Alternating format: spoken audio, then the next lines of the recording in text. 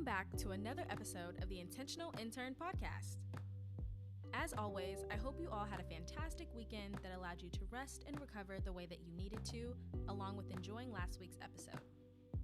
What helped me rest this weekend was doing a bit of meditation, trying a new tea, and watching one of my favorite animes, JoJo's Bizarre Adventure. As I watched the show, I thought about how mind-boggling the process of bringing a manga to animation probably was, especially one that's so detailed. After I went down the rabbit hole of how any animation is made, the common practices I saw utilized 3D computer graphics, also referred to in some cases as CGI. Now, I personally never thought about the investment of tech necessary to make the shows that I enjoyed, especially as an anime fan. Then it hit me. So far, we've never explored a student in technology on this podcast. So this week, we'll change that. This week's interviewee is Solanlly Rijo Lake. She is a senior at Georgia State University, majoring in computer science. Now, if the phrase, "you're a breath of fresh air" and "a light at the end of the tunnel" combined was a person, Solanlly would 1,000% without a doubt be it. She is a bubbly and empathetic international student whose goals revolve around creating innovative solutions to enhance education primarily within emerging countries. Her big dreams come from her even bigger heart. She confidently and compassionately voiced her goals to further interdisciplinary work and solutions between technology and education. Her passion stems from improving deficiencies within education in places like her home country, the Dominican Republic. Her bright perspective into the worlds of tech and education create new rays of possibilities between two disciplines that I've never seen before, but definitely look forward to supporting. For any employers or potential mentors wanting to connect with Solanlly, her LinkedIn info will be linked down below. As always, I hope you guys enjoyed this episode of the Intentional Intern Podcast. Let's dive right in.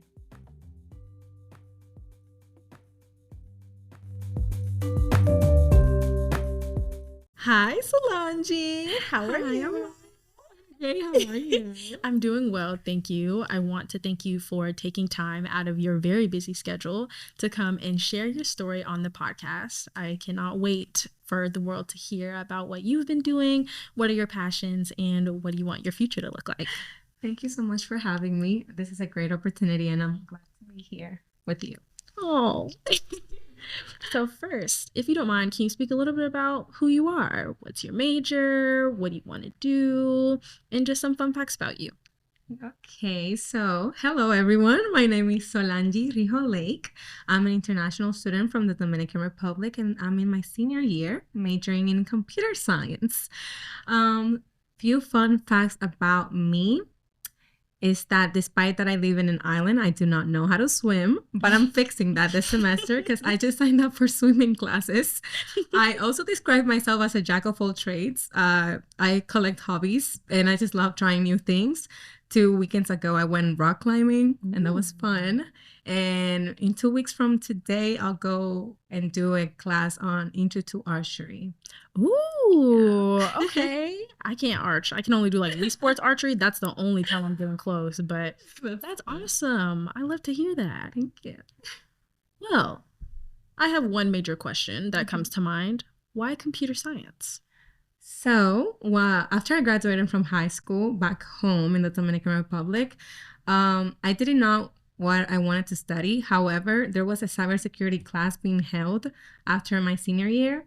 And after that class, I kind of fell in love with technology. I'm a huge Harry Potter fan. So for me, technology was like the magic in the real world because you could create like new things to help other people. And I kind of saw technology as something very powerful to be able to help and impact others. So I saw it as a way to like impact people's life through technology. It's also a field that grows very fast. Mm-hmm. So I saw myself that it's also very broad and diverse. Mm-hmm. So if ever I want to try something new or go a different route, technology allows me to go through different fields, let it be education, healthcare, etc. That's awesome. Wow. Thank you. Who knows? Just from one class, you had all of these ideas. And I love Harry Potter too. Yeah. Do you know what classification you are? I'm a Ravenclaw. Oh, okay, that makes sense. I would have thought either Hufflepuff or Ravenclaw. Okay. Honestly, when I took the exam when I was like 12 or 14, I got Hufflepuff. Mm-hmm. When I did it again recently, I got Ravenclaw. So the growth, yeah. I'm a Gryffindor. I think I was a Slytherin at one point. That was a dark time in my life. But Gryffindor now still. I can see that. Well, that's awesome. Is there any specific area of computer science or tech that you are looking at and that you're really interested in? So right now, I'm really, really interested in learning and development. Currently, I just emailed a professor here at GSTU that does research, and he does learning and development, and I'm working with him on his research to develop a website for students using AI to enhance learning. So I'm very interested in learning and development, and specifically very passionate about the area of education. And where does that come from? Yeah, that comes from being in the Dominican Republic. Education is it's not accessible for everyone, and it's not of quality. Gotcha. So growing up, I could see my parents doing great sacrifices to have me in the best school of the city. My dad was a taxi driver and my mom was unemployed, so they worked very hard so I could be there, and I also had a scholarship. But I could see like my friends from my neighborhood and the schools they used to go to, and my brother and all of those things. It's just, even being here in the United States, I can see so much difference in education, and that's something like going back to the Dominican Republic I would like to help improve. Yeah. That's awesome. And I love the relation between like your home country and how you've seen the differences being here in America and then what you want to bring back. That's amazing. How does that differ in terms of like the education for you here versus there? How do you feel like you've grown in that aspect of all that you've learned here at Georgia State? Definitely being here in the United States and also at Georgia State I believe has opened me so many opportunities, things that I thought I would never do, like I'm doing. I got my first internship during this summer. Yay! Even I did tech consulting, but internships is not something that you can see in the Dominican Republic. There are not opportunities for college students to even have a full-time job or a part-time job because of how things are structured, and there's many unemployment issues as well. I believe that also being in the United States, that's a reason why America is called like a United States. Like people come because they want to achieve like American dream, because they want to see what opportunities lies ahead of them. And I believe I've gotten many opportunities like networking, just being exposed to different cultures and countries, as well as honestly learning about critical thinking. I think that's a major, major difference in being here in my home country. I believe education is more focused on how much can you memorize, based on here that it's how do you think critically, and that's a major difference. Awesome. I want to know what it's like kind of working in that computer science field. I am not a tech whiz whatsoever. I could never see myself in just computer science just because of kind of the math or like the numbers and the coding into it. It's just too much for me. But I want to know, like, as you've continued to take computer science and get a little bit more into tech, how have you kind of managed getting to know more about computer science the farther that you've gone now being your senior year? That's a great question. And honestly, it has not been easy at all. I knew coming into tech that it was going to be challenging because, first of all, I never had a tech background. That's another issue, that coming from my home country, not many people even have access to Wi-Fi or internet, and I didn't have a personal computer back home. But it's been fun. I love math, and I always knew that if I studied something, it had to have math involved. So I like that. And coding, even though at the beginning it was very challenging for me, I kind of just changed the perspective of how I see it, and see it as, or try to think of the results. I know that once it's done and I can see what I've created, it just gives me so much satisfaction. It's like, oh, I did that. And it's just, I created that and I can share it with other people, and it's just so cool. Of course, the process is very, very tedious, but I think it's worth it at the end. Yeah. And speaking on those projects, do you want to elaborate a little bit on anything that you've created so far, whether it's for a class or personal, professional? Yeah. So for last year, I had another research assistantship, and it was on cybersecurity, and it was very interesting. And we were basically infiltrating ourselves in illicit markets on the web. So we were entering channels on Telegram and basically being on groups where people would sell illegal stuff. And basically we would export all that data.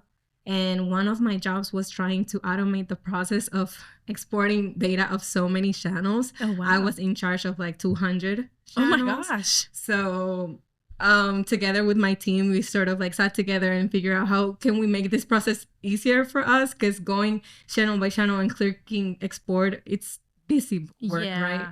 So that was a project I tackled, and it was fun at the end, because then it saved us so much time, and of course it was a group work. And then for my tech consulting internship this summer, I worked on an internal project there, and it was developing a website that would show the clients their vulnerabilities in real time. And basically my job was enhancing the UI UX of the page, and that's something I had never done before. So I kind of learned new programming languages and helped them enhance their website page a little more. So I liked the designing part of it. That's and then right now I'm working on the website I told you about, me being in research with my professor. It's called Smart. It's a website that tries to help students improve their learning on grading. So using AI, the students can submit a piece of their grading or read a text, do a summary, and receive personalized feedback from AI. So that's awesome. Wow, you've done a lot. Those are completely different areas of text, from UX UI, then going into AI, and on top of different coding programs and languages. Like, that's huge. That is a lot. In your personal experience and what you've learned in computer science, but then also within all of your experiences, what do you feel like has been the most fun? Like, what has been the most rewarding to you? Throughout my whole college journey? I have to say that my most rewarding experience was also during the summer, when I signed up for a mentorship program where I was mentoring students from the Dominican Republic who were almost fresh out of high school or still in high school. It was through a program called Bright Leaders League, and I was able to be on breakout rooms with those students and listen about their plans and dreams of coming to the U.S. or pursuing higher education, or to also give back to the Dominican Republic and the community. And I feel like from my whole college journey, that was the most rewarding experience, because I was seeing myself through them and seeing how they also wanted to give back and improve our country. And I just remember, like, every single day through those two-week summer program, sometimes I would just even cry, because those students were just so brilliant to me, and it just made me feel that the future or the future generations are just amazing. And that's sure. Awesome. Thank you. And so, speaking kind of on that future part and seeing the future in others, I'm pretty sure we all know we're the future too. And you are about to go right into the world after your senior year and do all of these big things of what you want to do. What are some of your next steps or your next plans look like to you right now? Of course, they might change. They might change tomorrow. But, like, what are some of the future things that you see yourself doing? Right now, I'm still very much interested in learning development. And right now I'm looking forward to applying to internships in product management and learning development or project management as well. I love working on projects, and I love just the developing part, and even more specific on education, how I can create better technologies to improve learning for other students and making them thrive in their learning experience. But moving forward, it's either landing an internship on those three in those areas, or going to graduate school to master in learn design and technology. Fun. I'm a master's student myself. It is very different. It is very, very different What are you than mastering? what undergrad is. Human resource management. Oh. So yeah, taking it and pushing it straight forward. So I totally get that. My next question is kind of surrounding you as an international student. And I know we have two different outlooks on what colleges look like for us based on that. So do you want to talk about some of those challenges that you faced as an international student, as well as, you know, within those challenges, what has helped you grow to where you are today? I know the first challenge that comes to mind is exactly applying to jobs. I had a experience that, well, at least applying to jobs, I know myself and I've heard from other international students that it's sometimes scary going through the application process and getting to the question that they ask you if you need sponsorship, because sometimes we just feel that our application might just be thrown just because if we state that we do. And it's just because not many companies, of course, provide sponsorship or in the future, even though I believe that the reason why I believe that's challenging is because I don't know. Like going forward, international students don't need sponsorship right away. Depending on their major, they'll need sponsorship up to 3 years after they graduate. So I know in the past I've had experience where I have applied to internships and I've been told if we would have spot on that you needed sponsorship, even though I did state it on my application, we wouldn't have offered you move forward. Yeah, or move forward with their application. And I believe that's just something that kind of hurts, just because we just want to get experience and learn as much as we can. And I believe that's like the first challenge is just, I believe there's just a little bias or stigma towards international students. And that's the first one that comes to mind. But as to the opposite of challenges, after like rewards and stuff, I just believe you learn so much from other people. You just become a sponge and you learn from different cultures, and every class just feels like something new. Yeah. Everything is so different than it is in my country, and there's just so many things that I can do. Yeah. So I believe those trying different experiences, involving myself with people from different cultures, having those conversations, reaching out to professors, I believe every single little thing, and just putting myself out there and getting out of my comfort zone, which already I did by coming to a whole different country, but still trying and getting out there is what I believe made me to be where I am today. That's awesome. And I never really knew kind of what that sponsorship looked like, or at least more of that perspective. And that really sucks, I think, especially not having it explained of kind of what that's necessary for, or at least not giving an answer and kind of just saying straight up, if we knew that you needed that, then we wouldn't have even included you. Sounds very exclusive, and that gives very isolating vibes that, you know, that doesn't really encourage people to keep moving and keep pushing forward into what they want to do. And I want to say that I'm really proud of you for that, of just not taking that no and continuing on, because that sounds like it would be something really hard to hear. Nonetheless, when you're just trying to make it out and have a future like everybody else and stuff that you're passionate about that can benefit the world. For sure. Right on like that same note, I believe like one of the challenges too is just, I feel like sometimes you just have to do double the work just to sort of match up with everyone. Match up and make them see you. Like I'm here, like I'm putting the work. I feel like international students sometimes have to try twice as hard to be like noticed or validated in their work, I guess. You guys, or at least to get, you know, like in that door. Yeah. Just having to do double the work to get where other people could get with just doing the same amount, you know, that same level. And I completely understand that. And I know, like, and just being intersectional is having that international aspect can be very difficult, you know? And I'm really sorry that you guys have to go through stuff like that. I don't think I've ever had the chance to learn more about that perspective. So when you're sharing that, it really does make my wheels turn a little bit about what's that about and why do such few companies kind of offer that. And so I think that'd be something that should be more talked about, or there should be more discussion around, especially with collegiate students and employers, and kind of giving that transparency and having those conversations of what they can do within the future to have less talent be excluded because of something like that, or what is the reason? Maybe they need to revisit, maybe that's something to reconsider. And it's sometimes I kind of understand, because it's a commitment to even like sponsor or consider that moving forward.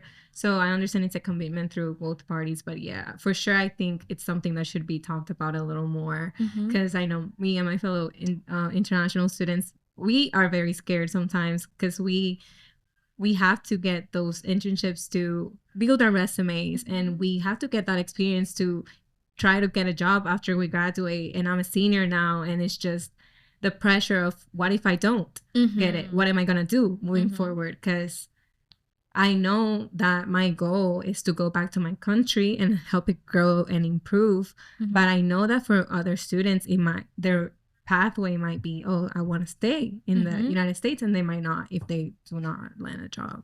Yeah, for sure. I understand that. And I think that's something that also should be kind of more noticed, right? In talking about just making sure you guys get noticed and having to do almost double the work or double the effort when that shouldn't be necessary, of noticing that there are so many different ways that international students can take their careers and their paths, and there's just so much that they can do and so much beneficial effort and success that they can put into what they want to do moving forward if just given that chance. And so kind of having that recognition of the perspective of an international student and how you guys are feeling is something that I feel like should be recognized so much as well, of not just the professional pressure, but just the overall personal pressure of, hey, this is new for me. This is a new environment and aspect for me. And you just want to succeed, just like they probably did when they wanted to be interns too. So I think that's very enlightening, and almost, if anything, should be a little bit more opening to companies and other people in the future, whether sponsors, mentors, employers, all of those. I think this conversation is very relevant to each of those areas and could provide them more information onto what they could be missing out on. I agree. Yeah, and don't miss out on this. Like, don't miss out on that. And so my next question kind of just revolves around like that effort that you talked about. And you said one of your goals, and your main goal, is to go back to the DR and help your country evolve and succeed with what you've learned and what you've gained throughout your career. And so I want to ask, if there were no limits, no bounds into what you could do for your country, how do you see it? How do you see like the best possible outcome of what's to come from the work that you do? If this is my dream, basically. So I have to say, this is me being vulnerable, but how I see it in the future and how I picture myself in the long term when I go back and help my country improve in education, I have this idea of like a project of creating like the Silicon Valley of the Caribbean. Ooh. Because before I came to the United States, I didn't take a gap year, but I went to a technological college, like a tech college. And I just saw so much talent. And I just felt like if we were giving the tools and the resources, there's just so much passion. And sometimes that talent cannot be developed because we don't have the resources, or like students don't. And I just believe that I want to be part of that, like of going back and implementing technology into schools and possibly creating the Silicon Valley of the Caribbean, where Dominicans and students can create projects and other people can come and see. And in my head, it's just like creating projects that would help specific neighborhoods and communities. So tech projects that would definitely be tailored towards improving a certain thing in their neighborhoods, because there's just so much, like if I were to talk about like issues, there's just so much social issues and issues in the Dominican Republic. And just giving students the tools to create something to improve their communities. And also I see myself, or I want to become Minister of Education. Ooh. And that's crazy, but the reason why I want to master in learn design and technology, it's because I want to so this major basically is to learn how people learn. It's the science of how people learn. Yeah. And also designing learning technologies to improve learning in other people. And some of the things that you also learn is to develop curriculums. And that's something that just really excites me. I want to be able to design and create curriculums and implement like better curriculums into the public schools of the Dominican Republic, and maybe maybe not even in the future, like could be expanded to emerging countries too, and just to advance education in a way that is efficient and quicker. Yeah. That's wow. First, I want you to know that you're not crazy. So when you're like, I know that's girl, no, that's not. We've seen Rihanna, a music star, become like a significant governmental figure in Barbados. I think anything's possible after that. I don't want you to ever discount yourself, and that's huge. Like wanting to be a minister of education, I don't think I've ever heard that before. Like, and this is for me, I don't know a lot about the DR, so hearing about some of the governmental aspects that they have there, that's huge. That's a really big thing, and that's a really good goal. Like it's scary though. Everything that's good is scary. Everything that's meant to come to you and everything that you dream about is always going to be scary, right? Because you never see, like, it's unknown. It's not been done before, and you want to do stuff like that almost because it hasn't been done before, right? So of course it's going to be scary and nerve-wracking, but some of the best stuff in life comes from like literally being nerve-wracking and just pushing yourself to do that. That's true. It's just so interesting because I'm a computer science major, not a political science, or it's just, I wonder how I'm going to work my way through there just because my background, it's not very typical or common. Yeah. But I believe that's what also makes it exciting, and maybe bringing that different background would probably be very beneficial. Yeah. And if anything, this is the perfect time to do that. Everyone's unconventional. I recently got the chance to speak or see a panel of people talking about HR and hearing all of their backgrounds. Not a single one of them were in HR. Not a single one of them planned to be in HR. And I love hearing your goals about curriculum because that's kind of similar to some of the future goals and dreams that I have. And I'm in social sciences. We're on two completely different fields. Like I majored in anthropology, and for us to map kind of around the same area, it just shows like neither of us have like the typical background for what is thought of for curriculum. But I think the times are definitely changing, and in order to have quality education like you were talking about, it has to be approached from like a holistic lens of people who, yes, have some of that traditional perspective, but also people who don't. Like holistic and quality education surrounds the entire person and being as a whole, and we need those people that have those unconventional paths and those unconventional ways in order to create that. Like, so for you talking about a curriculum, I can already say, oh, that's done. Like, that's something that's going to get done. Thank you so much. Yeah, I'm totally for that. And for you wanting to also reach out, you know, after you're more into your career in the Minister of Education, of just wanting to do like immersion programs, what you could create could be a very big foundation and revolutionary moment for other countries as well that may not have that. And so for you to be as young as you are and have dreams like that, but also are collectively working towards those, that's huge.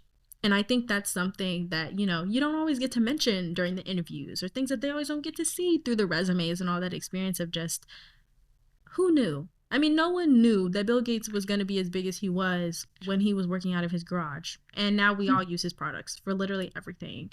I think every single mastermind of any big corporation was always never thought of, oh, I never knew it was going to turn out to be that way. That's so true. You know, didn't he used to do X, Y, Z, or didn't she used to do blah, blah, blah? We literally just saw Coco Gauff win the U.S. Open at 19. What? Like, anything is possible. And I think that's even more revolutionary because she went to the U.S. Open to go see people play at 12 years old. And then here she is now. And it's completely different. And now she's on the front face. So I don't ever want you to think that those dreams are crazy. If anything, I think, oh yeah, you know, later down the line, you know, this is what it's going to be. Yeah. But I think that's huge. And seeing how you can connect like your computer science background and also in like learning and design and going into designing curriculums in that way, I think that's a very transformative way to look at computer science as well, and tech as well. I don't think I would have ever seen computer science outside of coding, outside of robots. That's so cool that you said that, because coming into tech, when I first decided to pursue computer science, I got a little scared because my perspective was like, yeah, I'm going to change the world with tech, of course. And I didn't have the wrong perspective. But when I came and I just saw, I just felt like it was just coding. For me, in my first 3 years of schools, honestly, I felt that the only pathway for me was to become a software engineer. And that the typical and the common pathway is to become a coder. And I don't hate coding, but I didn't see myself as someone who would be all the time behind the screen and just do that all day.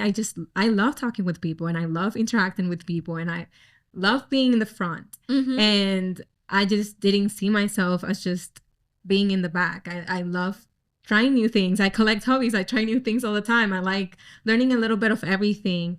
And at the beginning, I didn't see computer science as something that could be more of coding, but now I do.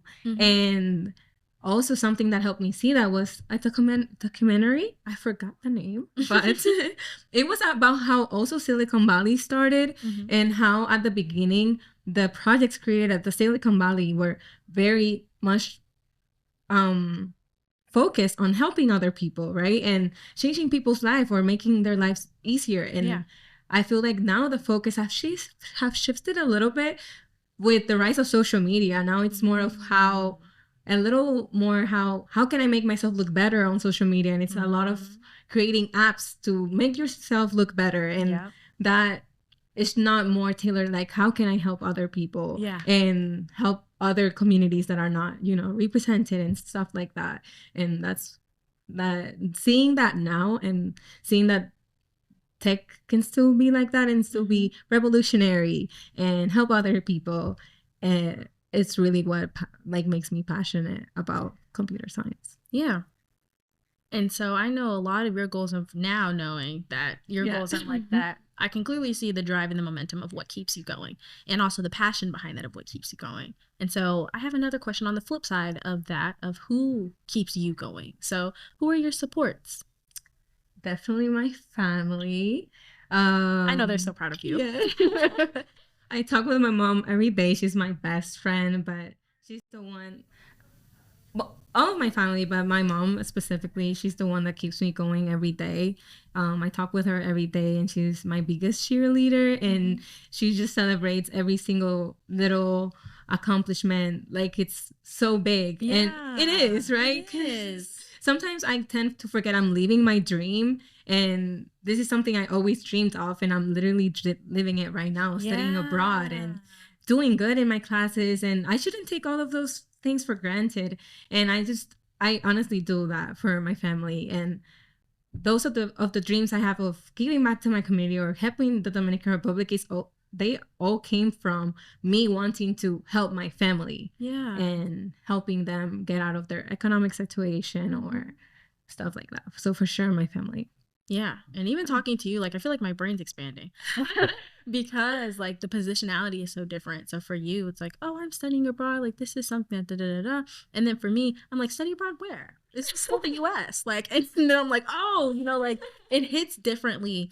And I completely agree with the sentiment of living in your dream and sometimes forgetting, because it's just you're always on go and you're looking, okay, what's next? What's next? What's next? What's exactly. next? And then looking back of oh, I've already done half of the things that I wanted to accomplish this year or within my goal. And when I need to take a step back and appreciate it. So your mom almost feeling like that grounding figure of celebrating everything for you. It's you have your own personal win cheerleader, like you said. I know for me, I have what's called a win jar. So whenever I feel like I'm not doing enough or I feel like I'm not reaching my goal fast enough, I turn and go to that win jar and I open it and I'm okay, so what have I done? I'm oh, I did that. Totally forgot I did that. Oh, I did that. Totally forgot I did that, because I'm always moving so fast that I forget literally all the things that I've done. And so then talking to other people, they're what are you talking about? Like, why do you feel like you are just in this mode? And so I adapted the hobby of doing that. But you having a literal mom who's a win jar, who literally just takes collection of all of your wins.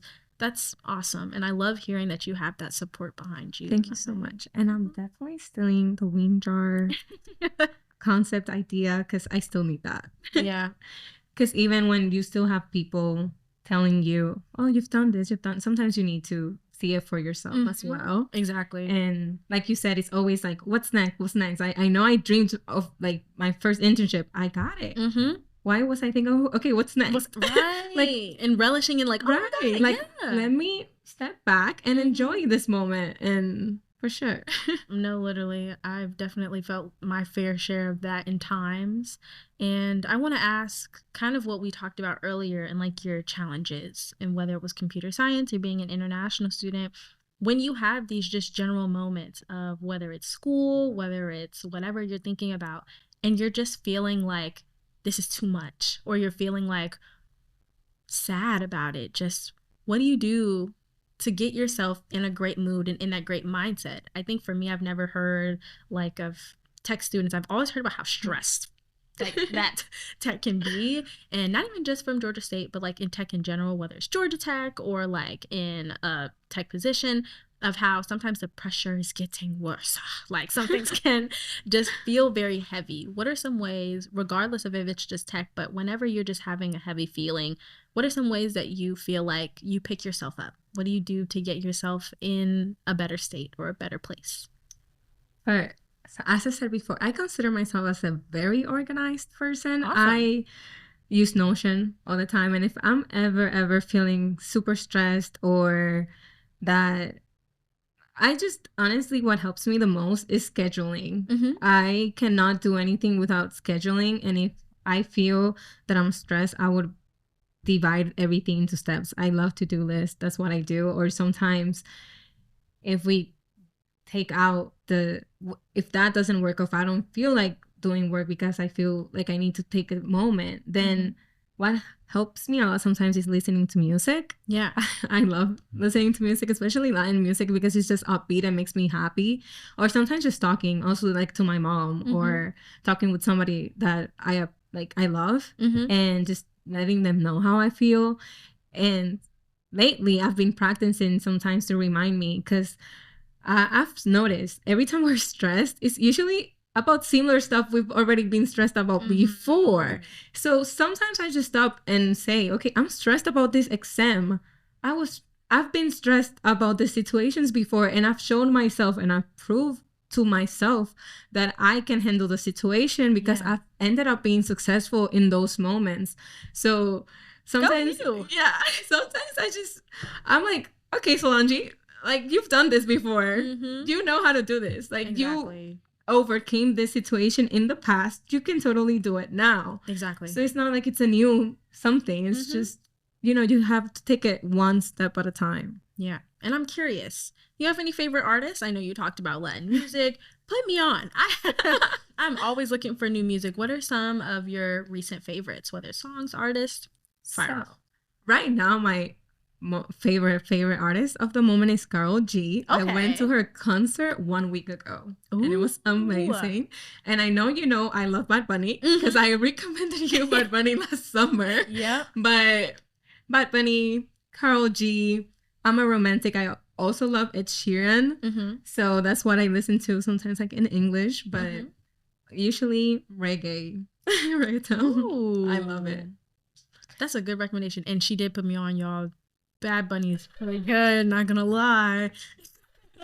He's definitely a change from like the rest of my rotation, but none of my artists connect anyway. So it's literally like he fits right in. But for the first time I heard him, I was like, whoa, this is huge. I remember you used to play some music, and I'm like, she would like this. Same vibes, kind of similar. But I need to get you into Karol G. Yeah, sure. Totally. Okay. Yep. She's gonna give me some recs. I think I'll attach them at the end, y'all, so y'all can listen to and tell me what you think. Well, I feel like you've given us so much insight on things to think about, and just a lot of who you are.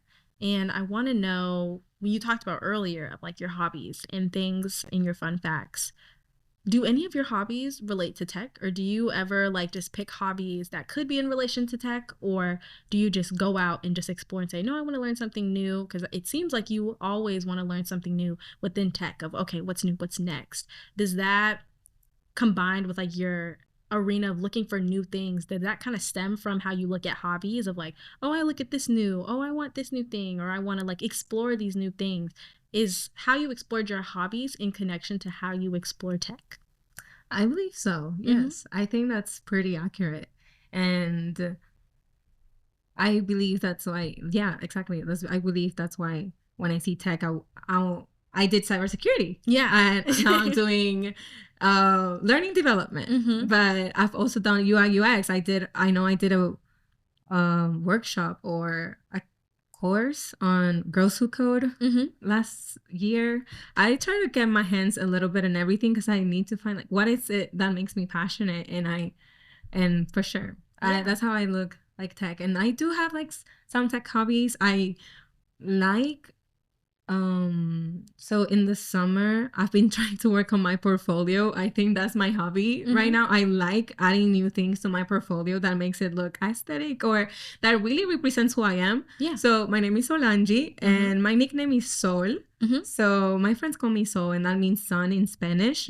So I try to make my portfolio look like sunshine and try to like showcase my personality. And I think that's making a fun way for me to learn coding at the same time, because it's to talk, like, to present myself. So I haven't finished it yet, but we'll be able to look coming. And so in presenting yourself, I think that kind of makes me instantly think about like networking. And I want to know for you, I have 2 questions, so we'll go one at a time. But for the first one, how did you feel like you represent yourself in networking? How do you feel like you do that now when you are approaching like speaking to others or reaching out to other people? How do you approach networking for yourself? So basically kind of the same thing, like, just how you speak to others, and how do you feel like you present yourself in that way? Do you have any tactics? How do you look at it to put yourself in the best way? Right now, how I look at it, so let's, for a little bit of context, before I used to be terrified about networking. I used to sometimes see the person that I'm talking to as someone who's like unattainable or unreachable, or like I would feel like I would have nothing good to say or bring into that conversation.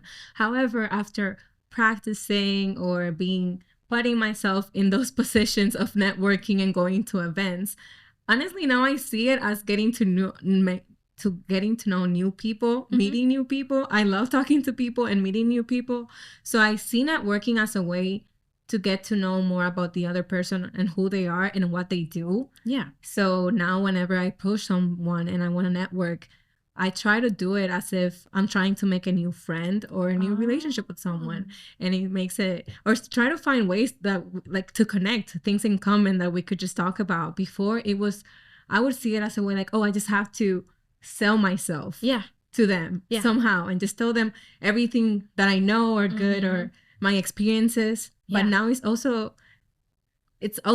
have me giving them a voice and listening to what they have to say, because you can get so much from listening to other people too. And I just feel like just having a conversation also sells you, because they can we're having a conversation and you're getting to know me and you get to see who I am as a person. And I think that just having a genuine conversation and creating genuine relationships, I think so looking at relationships as something more transformational than transactional, of like, oh, we're just trying to get something for each other, or versus we're friends. We are creating a genuine connection that we can utilize, not just for, if I feel like I want to inquire with you about something or vice versa, but also, hey, if you ever need anything or I'm like in your corner, just, reach out. I totally get it. I feel like that's a stage and a cycle that everybody should go through, like that transition of feeling like it that way. And kind of leaning more into like resources and having people as resources when having those connections. What are some of your most utilized resources here at Georgia State? What are things that you think everyone should take advantage of if they have the chance or the opportunity? The number one is Women Lead. Oh, love I her. loved Women Lead. Women Lead was the class that actually took me out and put me out there into the networking area. So if you are DSU students, please sign up for Women Lead classes. They are very transformational and I love them. Another tool, this is open for all majors, honestly. There's this class called Digital Learners to Leaders. And it's a class, an internship class kind of, to improve digital literacy in GSU students. So you work on a project with other teams, but also every single week they have a speech from someone in the field, in the industry. Ooh. So you get to network with them and get to know them, as well as you learn something from them. So I know last week we had a talk about public speaking and how to overcome stage fright. And I believe that's Women Lead in that class, that for sure, if you're able to. Also, GSU has so many events. I believe in the Honors College, they have this speed networking event every semester, and they try to match you with someone that does something similar to related to your major, and you get to speed network with them and get to know them, and sort of like speed friending, but networking, and career services events as well. Totally. A lot of those resources I think that everybody should get a hold of, especially Women Lead. You just put me on with that Digital Leaders to Learners. I have never heard of that. And I've been here for like 3 years. However long, and there's always so many resources around Georgia State's campus that are not only new, but ones that are seasoned, but have completely new segments from what they used to be. Like, things look different almost every single semester. So even approach those clubs that you think you have been familiar with, go back to them. I promise you they got something new. They got something fresh that you should learn. And like you said, I mean, there's always opportunities to learn, whether it's something that you have been skilled at before or something that you're completely new to. I mean, there's opportunities everywhere. And on that note of opportunities, I want to give you the opportunity to speak to the audience and really speak to any of the employers and mentors and sponsors that could be listening out now of what are some things that they can do, or what are some things that you feel like you need for your personal growth journey that could benefit you, that you could get from them. Okay, so dear recruiters and potential mentors, my ask is to go on more coffee chats and get to know each other. Like I said before, I'm all about getting to know new people, and I believe that I want to learn as much as I can from all of you. I want to be exposed more into the learning development and education field. I want to learn as much as I can so I can be able to give back. And even though I'm not where I want to see myself in the future, I know I'm working my way towards that. And I would love if you could be part or become part of my growth that will essentially get me to the place where I'm able to go back to my country, give back as much as I can, and who knows, maybe become Minister of Education. But honestly, right now it's just give me the chance to get to know me. There's so many, like my passion is education, but I know I can learn from many different things. I know there's so many skills that I can get from different areas, but essentially I would love to learn more about learning and design and education and product management and project management as well. But I think those are my asks. Awesome. Yeah. And again, you're phenomenal. Like, I really can't think of anything else right now to say besides you are absolutely wonderful. I really feel like I've learned so much from you during this conversation in so many different spaces and arenas. And I just can't wait to see what you do for the future, because I know it's just going to be huge. And I don't think I've ever been in a space like this where I'm just like, wow. It's just how I feel right now. I got to put you on the spot a little bit, because to be honest, guys, Amaya was the first person that it really inspired me to put in that work. When I met you last summer, I always saw you first being on top of everything. You gave your all and all. And I always would see you and be, how can she take on so many things and at the same time work on her goals? And I remember before I didn't even have a LinkedIn account, Amaya told me, what are the benefits of having a LinkedIn account and networking? And I just learned, I feel like just seeing you and having you as my supervisor last summer helped me so much. I honestly, I have to thank you a lot for that, because I feel that I got that fear of like networking and putting myself out there. That fear went away as soon as I got to see you trying and putting in that work. And even in summer when we were not taking classes, you were taking notes and learning and just learning and learning. It's just that thirst of knowledge that I saw from you also made me feel like I can do this. I can work a job, take classes, and learn to get towards my goals. Yeah. So thank you so much for that. You are amazing as well. You know, that means a lot to me. And I'm glad that I was able to help you with that. I feel like I'm in a much different place in my life now from where I was then. And hearing that me in that environment and where I was then benefited you so much just makes me feel even more appreciative for the growth that I have now. And I can't wait to see everything you're going to do. I just know you're going to be great. Everything you're going to do. We're in a podcast. This is amazing. Thank you. I really appreciate you coming on here and sharing your story with us, sharing a lot, your stories, your perspectives, your passions, and just everything. It really does show a lot about who you are and what you want to do, but also how bright the future is going to look like if there's so many talented people like you out there and ready on their way. Thank you. Thank you so much. Muchas gracias.